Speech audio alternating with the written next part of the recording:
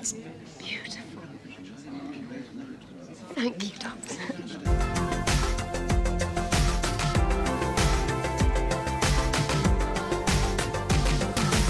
Bonjour à tous et bienvenue dans un nouvel épisode de Tardy Story, ça revient.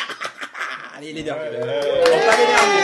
Voilà, je me suis dit, on va faire un départ top délire, comme on dit de nos jours, et en fait c'est de la merde.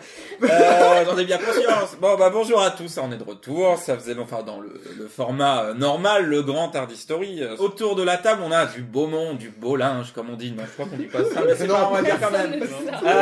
On a Pauline, on l'applaudit. Voilà. Rémi Germain,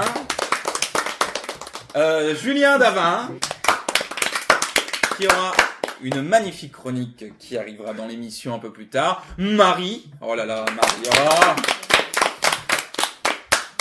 Ensuite, on a Robin, bravo. Le petit nouveau, c'est la première fois que vous le voyez, non, parce qu'il y aura plein de mini qui seront sortis avant, mais c'est son premier grand Tardy Story, ça fait quoi? On s'en fout. Avec nous également, Julien, oh là là, c'est beau quand il est avec nous à chaque fois. C'est la tout charme de l'émission. Voilà. Moi. Et puis toi? Et moi, ouais,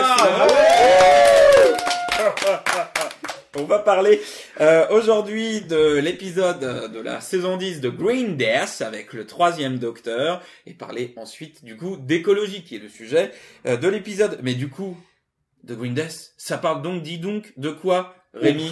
Alors, The Green Death, eh bien, c'est l'histoire du docteur qui veut se rendre sur Meta Bliss Free et qui a énormément de mal à y aller, puisque Joe découvre dans un article de journal qu'il a eu un petit incident dans la ville galloise de Leinfarfer, un nom particulièrement difficile à prononcer, dans lequel, eh bien, il y a une mine rachetée par une société appelée Global Chemicals, et les gens deviennent verts en mourant.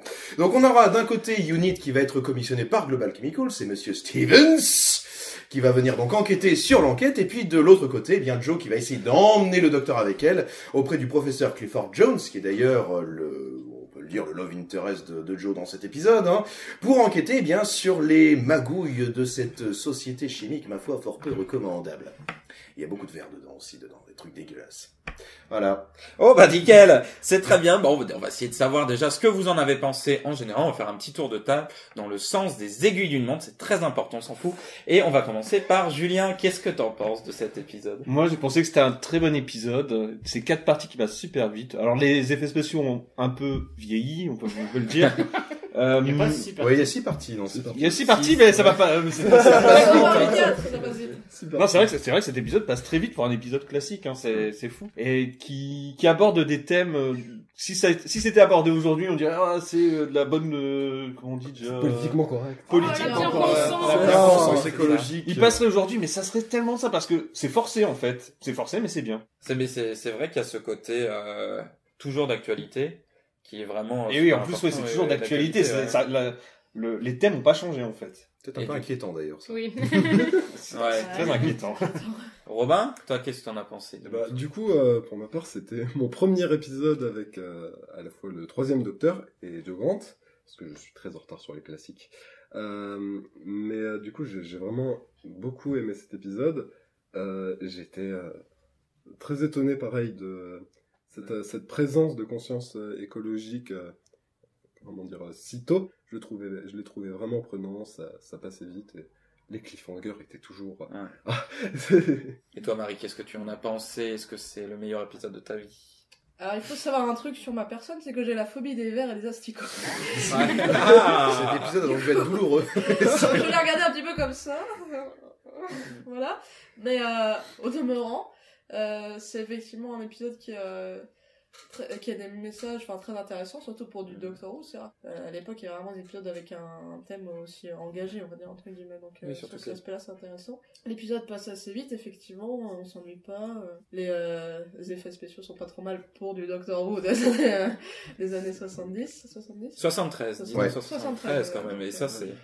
Et puis, c'est aussi le départ de Joe, qui a été une compagne quand même...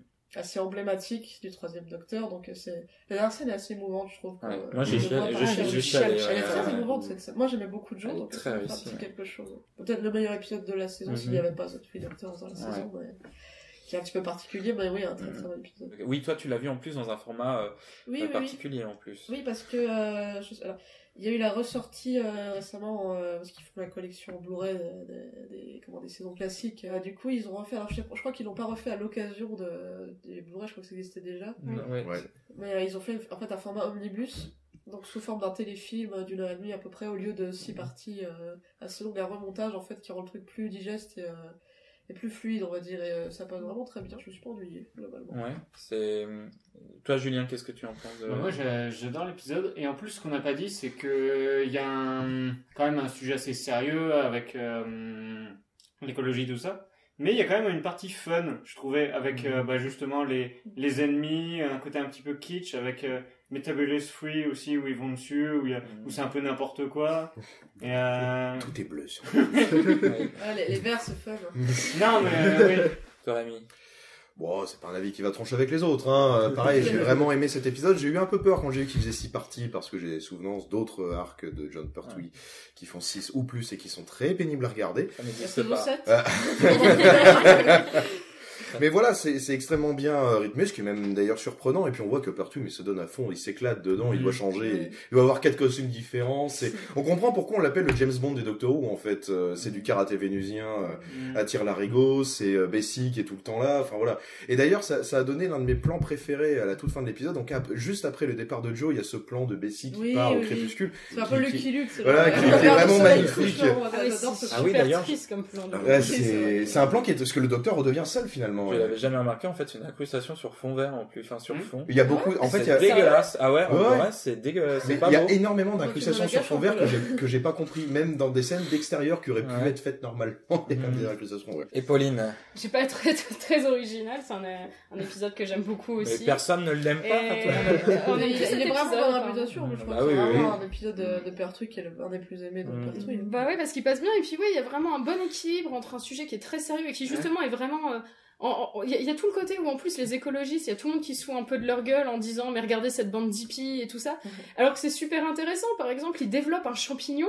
Les mecs, c'était les végans d'aujourd'hui, mais Oui, dans les années mais c'est 70, ça, ouais. où ils développent un champignon qui en fait peut remplacer toutes les viandes. Des recherches qui continuent aujourd'hui, c'est ça qui est Mais dingue. oui, c'est ça qu'ils Ouais. ont. J'ai par exemple cette scène du brigadier qui dit vous voulez pas me faire un sandwich au beefsteak plutôt, un truc comme ça, enfin vous voulez pas me servir un bon steak, Ouais. un truc comme ça. Et elle dit bah non, on a que des champignons. Et puis qui a apporté un sandwich, il fait ah mais c'est délicieux, merci d'avoir mis de la viande. Elle fait non c'est du champignon assaisonné.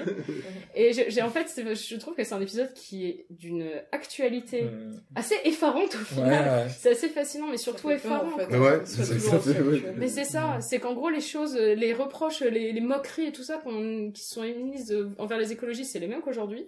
Et les problèmes écologiques sont les mêmes qu'aujourd'hui. Et je trouve ça absolument terrifiant. Et cet épisode fait beaucoup de mal à mon petit cœur écolo, je l'admets. En parlant d'actualité, tu remplaces les vers par des araignées, tu remplaces Ah oui, l'entreprise par un food Trump, tu remplaces Ouais. les véganes. J'avais pas fait Tu remplaces même Sauf que La c'est un grosse- épisode un peu moins bon quand même. tu remplaces la grosse araignée par c'est quoi la fin la Les grosse œufs, la Oui, grosse les mouche. grosses mouches. T'as exactement le même épisode qu'Arachnid is the Yuki en fait. C'est vrai, ce truc, hein, c'est vrai. J'avais pas pensé. Moi, ce qui m'a plu aussi dans l'épisode, c'est les personnages, notamment le brigadier qui est absolument cool dans celui-là, qui Ah se oui. relâche et qui sort de son rôle habituel. Son gros manteau cuir peau Ouais. de bison, je crois Qui qu'il a une merco s'éclate. décapotable. Ouais, c'est Et il a sa meilleure vie, là, le Ah non, brigadier. Cet épisode est tellement bien. Un épisode, quand il est nul, il y a plein de choses à dire, mais quand il est bien, finalement, c'est ça le souci, c'est il y a rien à en dire, il est bien foutu. Si, moi j'ai quand même du négatif à Ah. dire, mais bon, c'est même pas un défaut de l'épisode en général, c'est un défaut du Doctor Who de cette époque-là. C'est que l'histoire d'amour, avec Joe qui se barre pour se marier avec un mec qu'elle a rencontré la veille. C'est assez Bah, il y a bien la fait. Daniel- Il la traite Ouais. pas spécialement Mais je bien, trouve il est que- quand même très ouais. condescendant avec elle. La chimie marche un peu mieux avec avec le combo Clifford de Joe qu'avec les combos avec Suzanne par exemple, parce que Suzanne Oui, c'était bah, vraiment oui. bazardé Après, dans ils l'épisode. Ils ont les quand même acteurs des étaient en- rapports et tout. Enfin, Oui, les oui. était en couple Oui. dans la vie, donc c'est pour ça Ils qu'ils se Ça sont aide. vraiment mariés et tout ça, et ils sont toujours super potes d'ailleurs. Après, ça marche parce que ils sont censés être du mouvement hippie et tout, et du coup, c'est un peu comme ça que ça amené.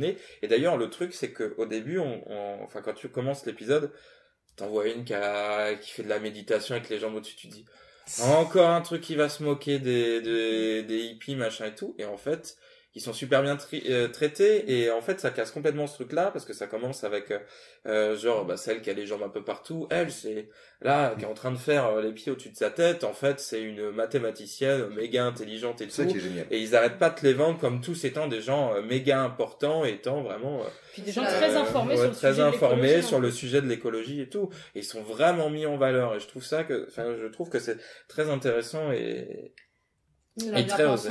Ouais, bien pensant. Vas-y. Mais tu disais juste avant que généralement quand on a que des choses positives à dire, on n'a pas grand chose à dire sur l'épisode. Et au final, je suis pas tellement d'accord, c'est parce que là on a vraiment résumé pour passer le temps. Et en fait, cet épisode, je pourrais en parler pendant Oui, des temps. c'est vrai.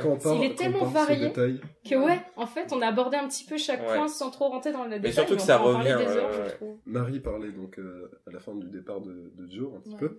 Bah, c'est d'autant bien écrit que justement je ne connaissais pas ce personnage de Joe, et ça a quand même eu un petit effet sur moi cette fois. Faut dire que Joe est particulièrement attachant. Je l'ai trouvé en un épisode, bon, c'est quand même en 6 parties, mais je me suis déjà beaucoup attaché au personnage, et c'est vrai que la fin m'a quand même un peu hésité. Et ce qui est là, c'est que t'as l'impression que l'actrice et le personnage ont vraiment des tempéraments qui sont identiques. C'est ça qui est assez dingue. Et ben, je crois qu'on a fait le tour sur vos avis. Je crois que maintenant il est temps de passer parce que maintenant les rubriques ne se font plus sur place, on a tout changé, on a redécoré. Wow. Vous allez nous dire si vous aimez ou pas. Je sens qu'on va avoir des I don't like it. Donc on va passer à la chronique des fun facts de Robin.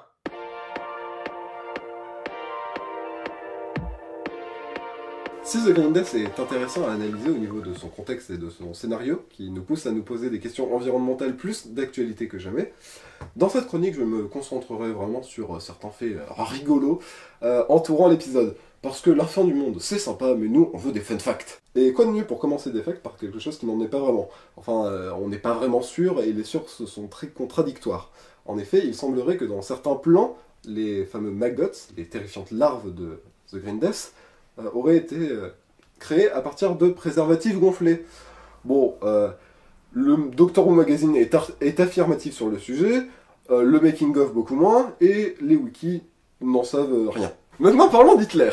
Si vous trouviez que le personnage de Stevens n'était pas assez nuancé et trop cliché, sachez qu'au début de l'épisode, quand il répond aux ouvriers mécontents, j'ai dans ma main un bout de papier qui vous promet un grand avenir. Cette réplique est en fait une référence directe à un discours du Premier ministre anglais Neville Chamberlain, qui, en 1939, promettait un avenir radieux et paisible main dans la main avec Hitler.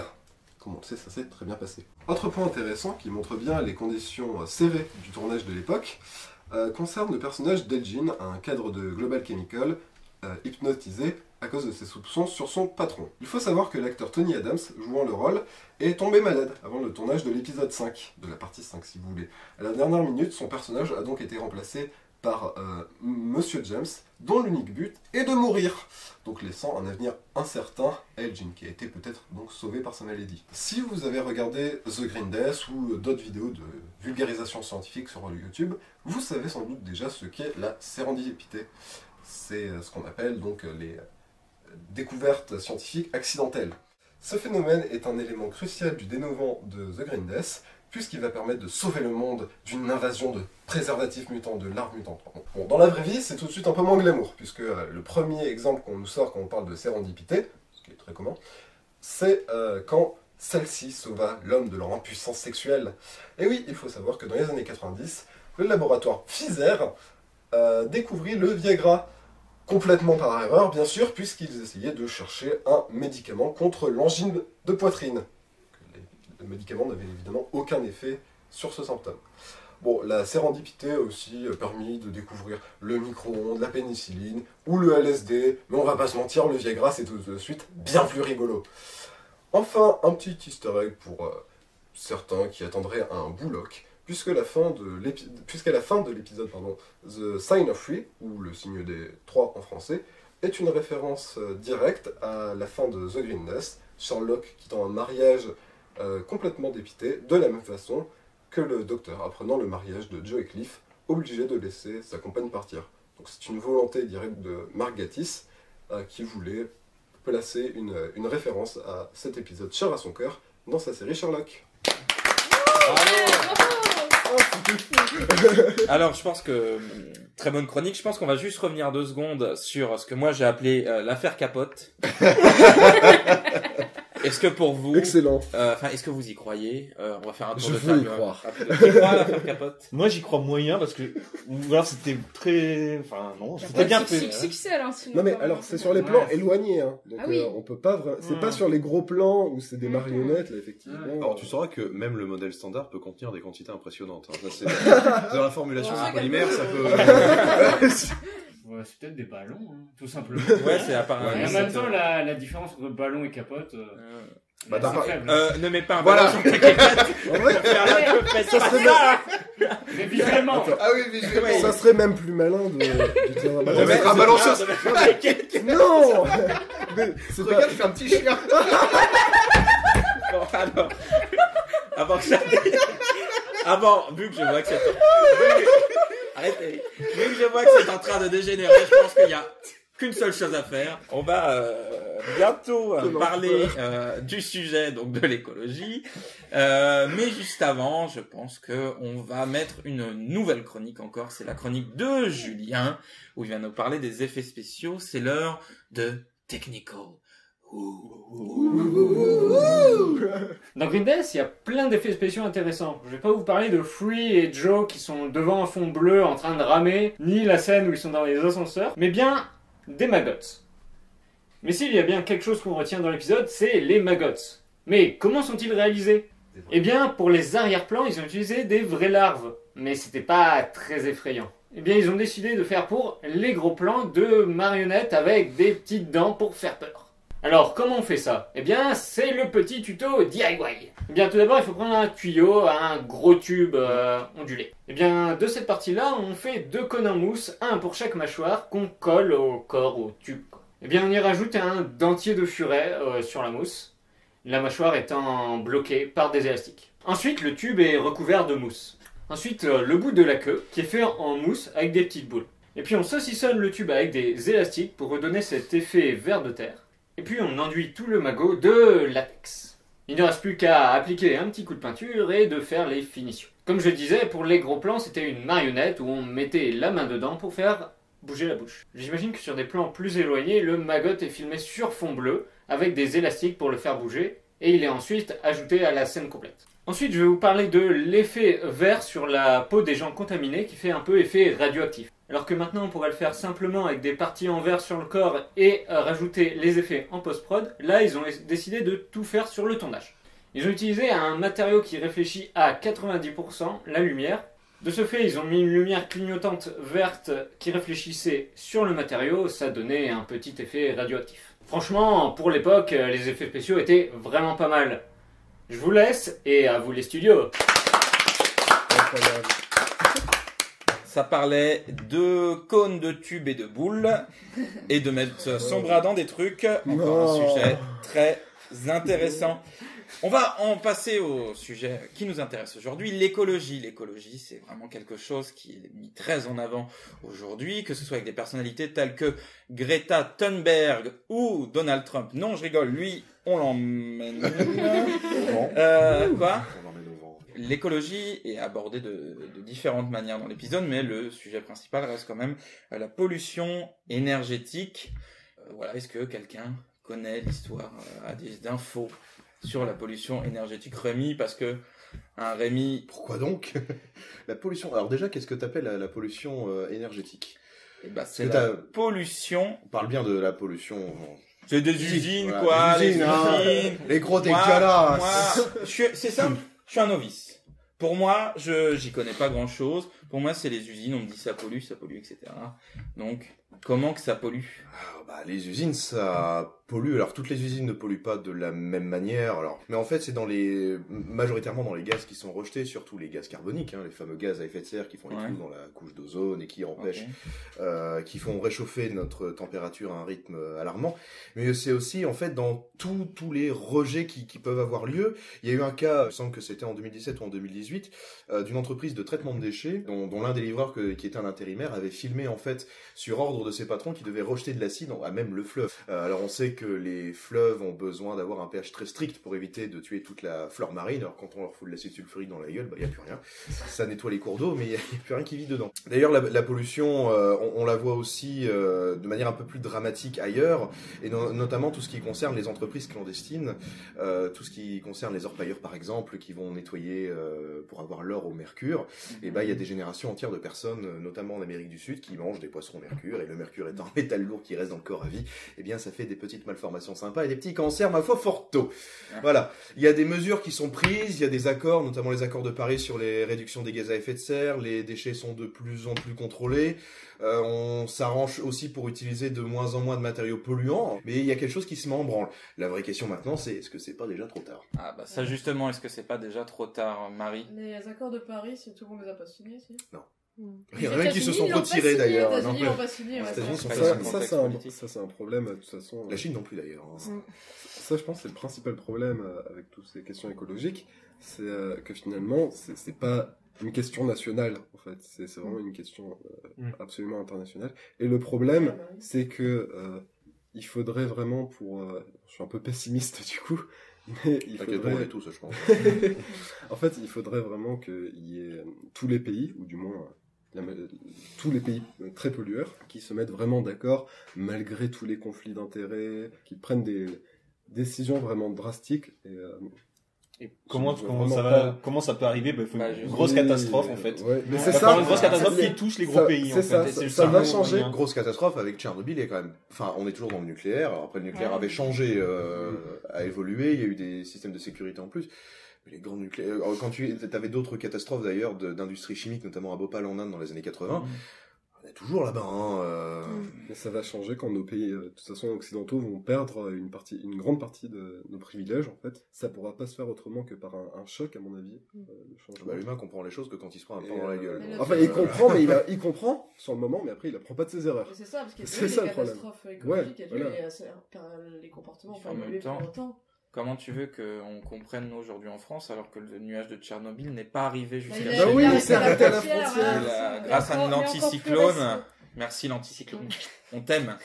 Mais encore plus récemment, là, il y a eu la catastrophe à Rouen il y a quelques temps. Oui. Et où bizarrement, alors il est toxique, mais pas trop. Il y avait des gens qui avaient la gorge qui brûlait. De toute façon, il faut pas se leurrer, tout ce genre de dépôt est forcément dangereux à 1 degré. Donc quand on dit que c'est pas dangereux, faut arrêter de se foutre de la gueule du monde à un moment. En plus, le nuage avait une couleur très rassurante, quoi. Voilà. Tu sentais que c'était vraiment... Bon, alors voilà, je fais partie des méchants, si on voyait la parole, parce que je suis chimiste. Mais en fait, quand on parle des gens de la chimie, c'est toujours négatif. Une personne te dira toujours, c'est un produit chimique dans le sens, c'est toujours négatif. Et je l'ai vu parce que je fais tout est chimique. Et la réponse c'est ça, tout est chimique. Et en fait, ces mêmes personnes-là, tu vas leur dire qu'il faut réduire certains déchets pour réduire la pollution, ou alors que le nuage en fait, il est peut-être un petit peu plus dangereux. Ils vont dire, c'est pas non plus. Ils vont pas forcément placer leur indignation sur la cause. Voilà, c'est ça. Mais à côté de ça, tu vas avoir un colorant ou un arôme artificiel de fraise dans un certain yaourt. Et oh mon Dieu, c'est horrible! Quand on voit la violence des propos de certaines personnes sur les réseaux sociaux, on se dit quand même qu'on est face à un déni général qui est impressionnant et c'est vraiment terrifiant. En fait. Est-ce que c'est pas parce que c'est plus facile de rejeter? Je crois que justement ça va venir après, mais sur le climato-sceptisme, là c'est impressionnant la violence. C'est vrai qu'on a prévu parler un peu plus tard du climato-sceptisme. Est-ce que vous avez des choses à rajouter déjà sur ce sujet? J'ai quelques chiffres par rapport aux émissions de CO2 qui sont justement du coup vraiment sur la production d'énergie. Donc sur les centrales et tout ça. Parce que tu disais par exemple Robin qu'il faudrait qu'il arrive une grosse catastrophe dans un gros pays style États-Unis tout ça. Sauf qu'en fait déjà les États-Unis oui en effet ils dépensent beaucoup, mais c'est pas forcément ces pays-là qui polluent le plus parce qu'il y a beaucoup de pays qui sont encore en développement qui sont aux centrales à charbon. Et qui est du coup la plus grosse source d'émissions de... Alors il n'y a pas que le CO2 qui compte, parce qu'après il y en a aussi d'autres choses qui rejettent... Par exemple le nucléaire, c'est très propre en CO2, mais alors par contre, les trucs que ça rejette à côté, c'est pas c'est plus critique là-dessus, c'est que le nucléaire sur le papier est très très propre. Oui. C'est juste dans l'exécution derrière. Mais non, mais c'est pas ça. C'est à long terme en fait. Le problème c'est que c'est sur le long terme. Quand ça explose, pour le coup c'est ce qu'il y a de pire. Totalement. Et en plus les centrales ne peuvent pas tenir s'il y a des coupures de courant qui sont beaucoup trop longues, ça peut être très dangereux des Et tu ne peux pas contenir une catastrophe. On peut essayer, mais même encore aujourd'hui, Tchernobyl. À court terme, il l'avait bien géré, hein, la catastrophe, mais ils ont juste pas pu faire plus, Tu peux quoi. pas gérer plus ça, bah ouais, tu peux pas...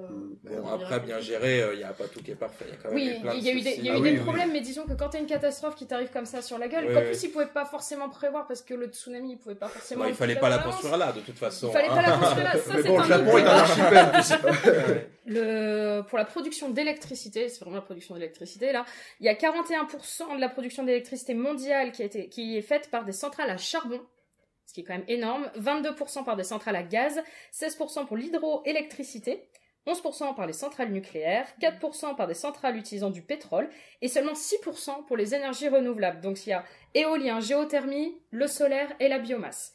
Donc c'est quand même très peu, au final, 6%. La biomasse, c'est-à-dire... Tu brûles des végétaux. Ah, ok. Voilà. Du compost. C'est voilà, du compost, par exemple. Et donc c'est la Chine qui est la première puissance mondiale à créer de l'électricité. Il y a quand même 24% de la production mondiale d'électricité qui est pour la Chine et 18,3% uniquement pour les États-Unis. Donc on est déjà pas mal. C'est compatible, hein. Ouais. On se demande pourquoi d'ailleurs. Et après ça chute à 5% pour l'Inde et 4,5% pour la Russie. Et nous, Pareil on pour le est Japon. où là-dedans Nous, on arrive après le Canada, l'Allemagne et le Brésil. Donc on L'Allemagne est quand même avait dans décidé- le haut de... Ouais. Je n'ai pas les pourcentages, mais donc du coup on est L'Allemagne quand qui avait même... décidé de pas mal. repasser au charbon d'ailleurs. Oui, en- alors en quelle Pologne. belle idée. Et une centrale à charbon émet 950 grammes de CO2 par kilowattheure par rapport à 350 grammes pour centrale à gaz. Donc là, c'est quand même les deux principales. Mais on chute directement entre 60 et 150 grammes de CO2 pour le solaire. Pour l'éolien, c'est 3 à 22 grammes. Donc on voit que c'est quand même largement moins. Et par exemple, le nucléaire ne produit que 6 grammes. Donc pour les émissions de gaz à effet de serre, le nucléaire, c'est très bien. Mais après, du coup, il y a d'autres questions. Ouais. Donc il n'y a pas vraiment de solution miracle parce que par exemple même le solaire, créer des panneaux solaires pour les recycler après c'est une Oui. horreur et donc c'est du ça. coup il y a Et ce même à la problème-là fabrication, c'est très polluant. Là, on, Voilà. on doit en être à la 3e ou à la 4e génération de panneaux solaires Ouais. d'ailleurs qui sont de moins en moins compliqués entre guillemets à faire, mais à recycler, c'est Ouais. un calvaire. aussi. Mais de toute façon là les chiffres de rejet de CO2, le solaire, l'éolien, l'hydroélectricité, tout ça ne rejette rien en fait en soi. Le coût en fait c'est dû à la fabrication. C'est clairement vers là qu'il faut aller, du coup. Bah c'est On clairement veut- vers là. Après il faut. Est-ce trouver qu'on comment va faire. vers là, du coup? Est-ce que... Bah on a essayé de le faire un temps en construisant des barrages à Tire-Larigot en France et c'était Ouais. super bien d'avoir l'hydroélectricité sauf que ça a détruit des paysages Ça entiers détruit et des des paysages, écosystèmes. mais- Et le truc qui se développe c'est avec les marais. Bah oui, En parce fait, que tourner les justement, on n'est turbines pas obligé de avec, faire les ça marais. avec des barrages. On va passer à la chronique de Rémi, qui nous a préparé une chronique qui s'appelle Le contexte de la politique environnementale à la création de l'épisode et de nos jours. Donc c'est tout simplement une chronique qui parle du contexte de la politique environnementale à la création de l'épisode à nos jours. C'est parti.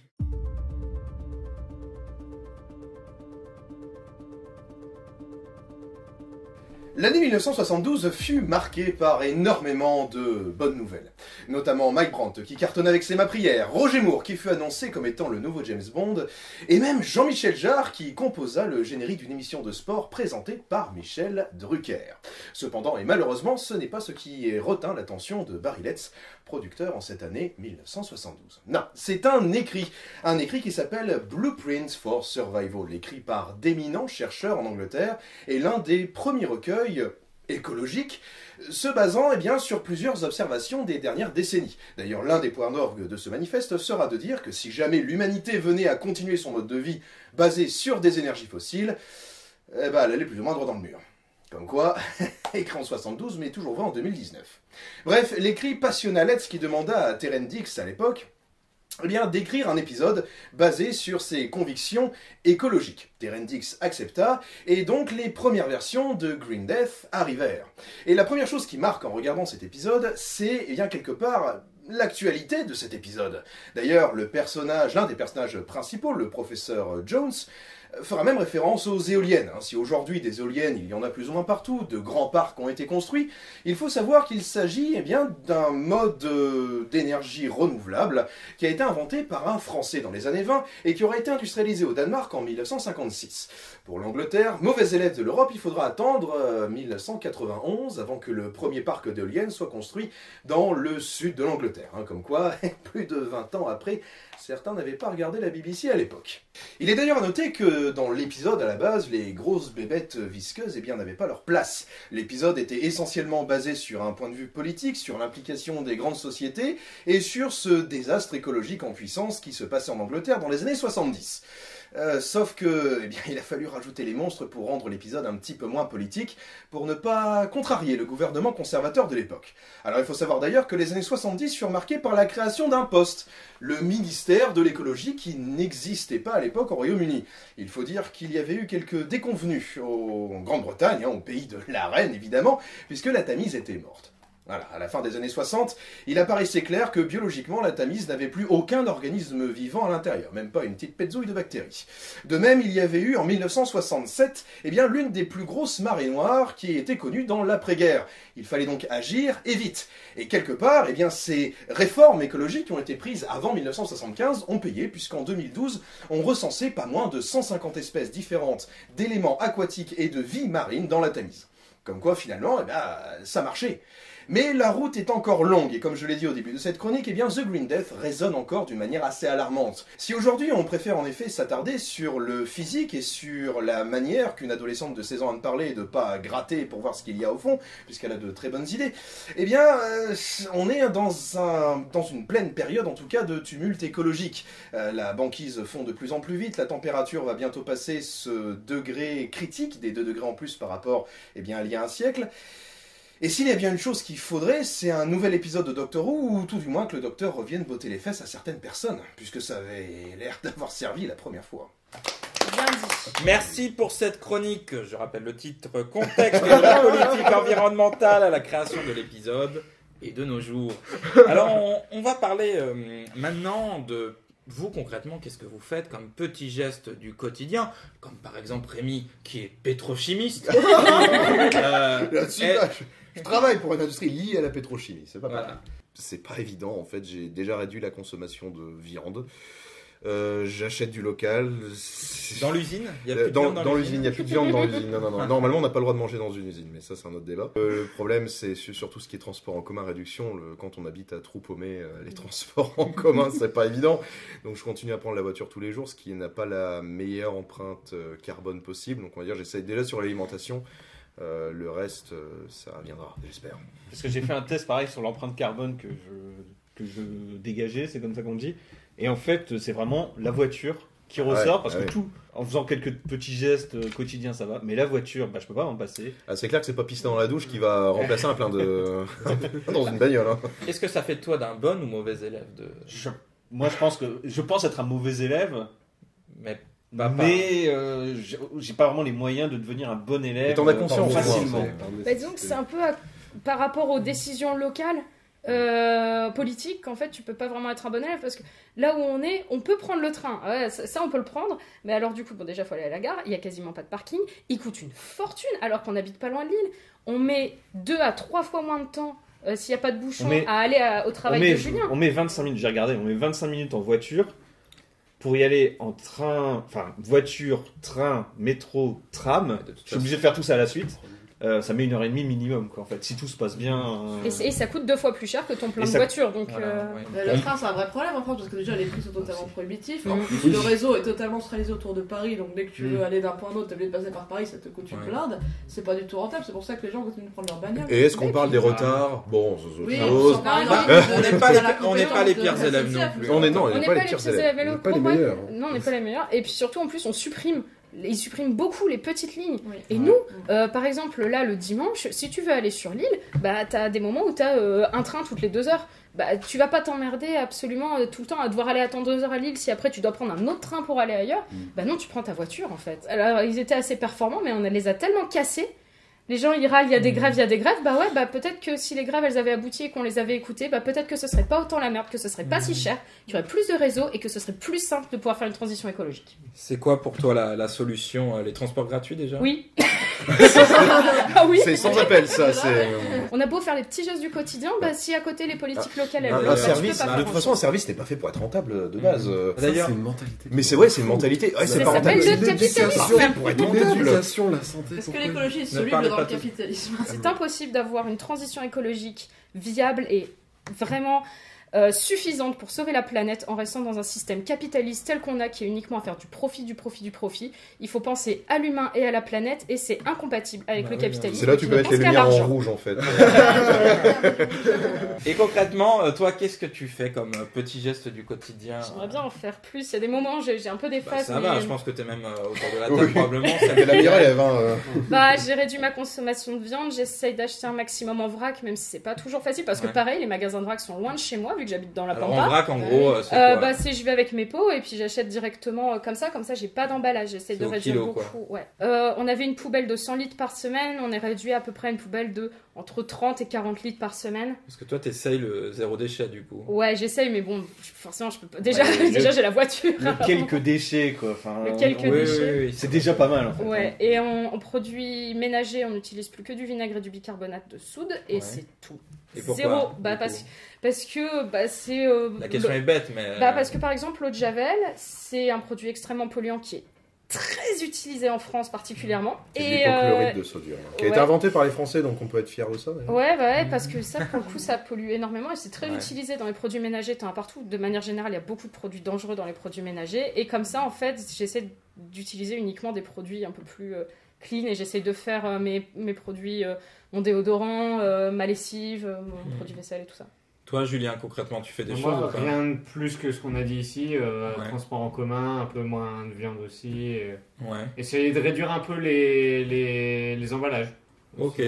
Marie? Moi, je travaille à domicile, du coup, je prends pas la voiture pour aller au travail, je travaille chez moi.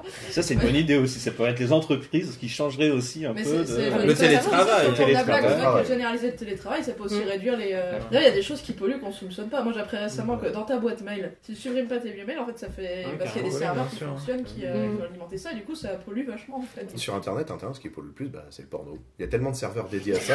Ils ont fait une étude, l'empreinte carbone de ça, mais c'est colossal, en fait. Tellement que t'as de serveurs et compagnie qui. Je pense qu'une loi interdisant le porno est pas près d'arriver. Qu'est-ce que tu fais? Bah, j'essaye de réduire le porno. Non mais mine de rien, là, on est en train de polluer, et comme on met sur les serveurs de YouTube cette vidéo. Ah bah arrêtez tout. Et avec l'électricité, tout ça. Et toi, Robin? Moi, c'est vrai que j'ai moins la possibilité de prendre des initiatives personnelles, vu que je vis chez mes parents. Mais j'ai quand même la chance d'être dans une famille qui a une conscience écologique assez forte. Du coup, on limite le plus possible nos déchets, on mange vraiment le moins de viande possible, le minimum. Et d'ailleurs, désolé de te couper, mais depuis le début, on parle du fait de réduire la consommation de viande. En quoi ça a un impact c'est vrai qu'on n'a pas expliqué. Écologique, du coup? Quelqu'un peut l'expliquer? Parce que l'agriculture pollue énormément. Ouais. Pour tout ce qui est la production, pour l'alimentation du bétail, pour... les transports des animaux, et même de la nourriture. Oui. Du coup, en réduisant la consommation de viande, parce que d'un point de vue métabolique, je sais pas si ça dit, on n'a pas besoin de manger de la viande tous les jours. Ouais, il y a toujours la différence entre consommer de la viande sous vide qui a été conditionnée je ne sais où et consommer du local. Alors, le prix est pas le même, ce qui pousse aussi à réduire la fréquence, c'est sûr. Mais bon, entre une semelle de godasse sous vide de chez Charal et un vrai steak du boucher, parfois, faire le choix. Et puis pareil pour tout en fait. Par exemple, moi j'achète de la farine qui est faite à 10 km de mon magasin de vrac, ce genre de choses. Le commerce de proximité. Voilà, développer le commerce de proximité. Et ça, c'est ce qui était évoqué finalement dans le bouquin qui a aussi servi de base à l'épisode. Et il est 72, quoi. Donc, on y revient seulement. T'as l'impression que les gens découvrent ça. Acheter du local. Et juste un truc que j'aimerais rajouter, c'est que moi, j'ai parlé de mon cas particulier avec Pauline, où au début, quand elle en parlait à tout le monde, tout le monde la prenait un peu pour une folle, tout le monde était là, zéro déchet, mais ça va pas et tout ça.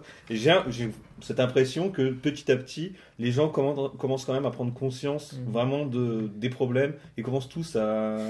Alors je dis pas que c'est grâce à Pauline, il y a beaucoup de monde qui fait ça, mais je veux dire...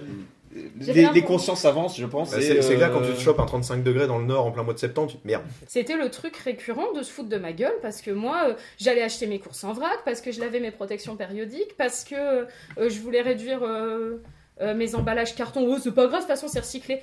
C'est quand même le recyclage, ça utilise beaucoup d'énergie. Le meilleur déchet, c'est celui qu'on ne produit pas. Bravo. C'est pas de moi. Justement, la transition est toute trouvée. On va parler de climato-sceptisme. C'est un sujet qui malheureusement est aussi d'actualité parce que certaines personnalités importantes Le son, déjà le climato-sceptisme en quelques mots. Pauline, c'est quoi?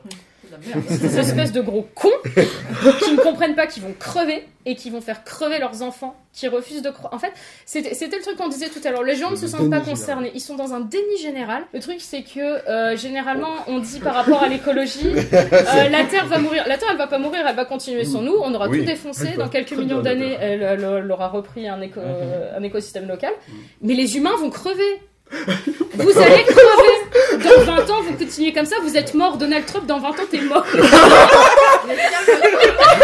Vu comme il est parti, je parierais pas sur 2 décennies quand même. Hein, mais... Mais pourquoi tu me suis agressif, Pauline? De mon temps, les jeunes filles étaient souriantes.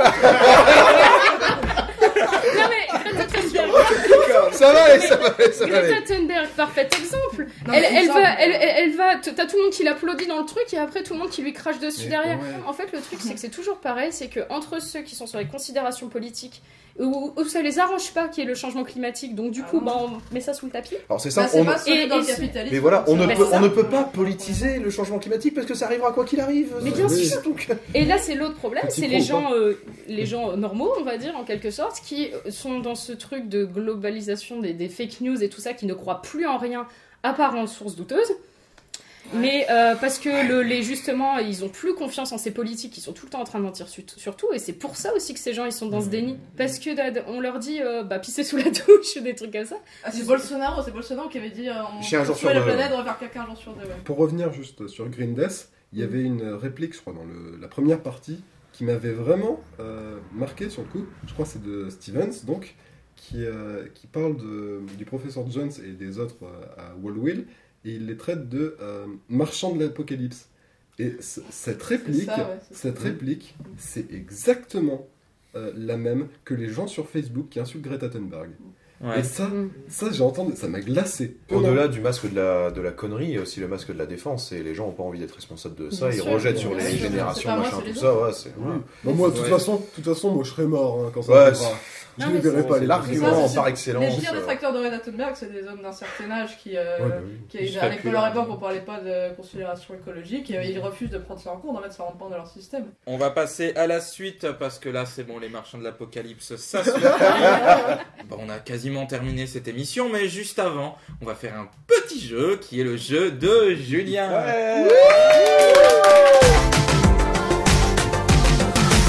Comme c'est pas facile de rire avec l'écologie, j'ai fait un jeu assez simple qui va s'appeler poubelle jaune ou pas poubelle jaune. Et du coup, vous allez me dire dans quelle poubelle on met chaque objet. Une barquette de plats préparés. Pas poubelle jaune. Si poubelle jaune. À Paris, on peut.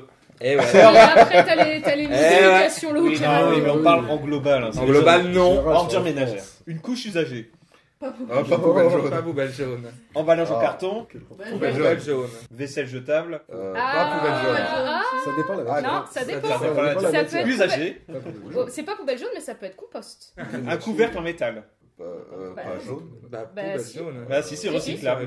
Oui. Bah en fait techniquement c'est recyclable mais la plupart des centres de tri même si tu le mets dans tes déchets ménagers quand c'est cramé après les cendres passent et ça ne crame pas assez fort pour brûler le métal oui. et donc il y a des gros aimants qui font donc même si vous le mettez dans les ordures ménagères bon ils vont être cramés au passage mais donc ce sera quand même recyclé. Je pensais avoir fait un jeu court. Désolé. Mais les cours.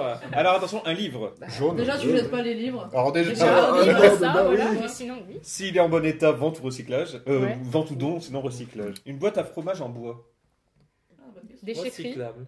Recyclable, déchetterie. boîte à bijoux. Déchetterie, Pauline, elle sait. Non, c'est ordure ménagère. Un pot de peinture. C'est pas. Non. Déchetterie. Ça dépend, c'est la peinture solvantée ou la peinture aqueuse. Toutes les peintures. Bah non, c'est Déchetterie. C'est toute déchetterie. tout est. Ouais, c'est pas. Déchetterie, en plus, il faut que ça accepte déchets ménagers spéciaux et dangereux. Ok. Médicaments. Pharmacie. Pharmacie. Ah putain. Ah ouais? Ouais, c'est en Oui. pharmacie, ouais. Ne jette Ok. pas les Doliprane. Un DVD. Cache converteur. Bah, la Ah, belle déchets des- ménagers ça doit pas être. Ouais, ça c'est ordure jette. ménagère. ouais. Ouais. Ah bon Une télévision. Déchetterie. Déchetterie. Mohamed Eni. Bah, si elle est en bon état, Ouais. on la vend ou on la donne. Et sinon déchetterie. Sinon déchetterie, ouais. Une banane abîmée. Compost. C'est du banana bread. Ah oui, ou banana bread. Qu'est-ce Très que bon. c'est C'est du. Tu fais, ouais, sers Tu de fais des banane. gâteaux avec ta gâteaux. banane. Et une banane en bon état. Bah tu la manges. Tu la C'est manges. ce que j'ai écrit, hein. Bah, mangez là. Et si elle commence à s'abîmer, vous la congelez et vous faites des smoothies. Ah. Oui, aussi. Des coquilles de fruits de mer. Compost. Ah ouais. Oui, dans un enfin, aquarium quand c'est aussi. broyé, ça peut. Enfin, Elle c'est pas est tous les vraiment composts. trop forte parce que en petite quantité broyée au compost, Mais en si grande quantité en ordure Si tu ménagère. vis près de la mer, tu peux les... Un animal de compagnie mort. Oh, Ah, tu l'enterres dans le jardin. Ouais, je les enterre. Normalement, t'as pas le droit. Non, non, C'est c'est interdit. interdit, c'est Oui. interdit. Tout le monde le fait avec Tout le monde le fait, mais c'est interdit. T'as pas le droit de jeter ton poisson par exemple dans les toilettes. Bah C'est oui. interdit. T'as pas le droit de le mettre à la poubelle non plus. Bah, Mais t'en fais quoi C'est la Tu le manges. espèce, Tu non l'enterres ou après c'est crémation. Je pense que tu Tu peux l'enterres dans ton l'enterrer jardin, dans comme ton ça. jardin, mais faut pas que ça se sache quoi. Dans ta Ouais. cour, Mais donc en fait, il existe aucune Ça coûte solution cher, en à plus, part hein. déposer chez C'est- le vétérinaire.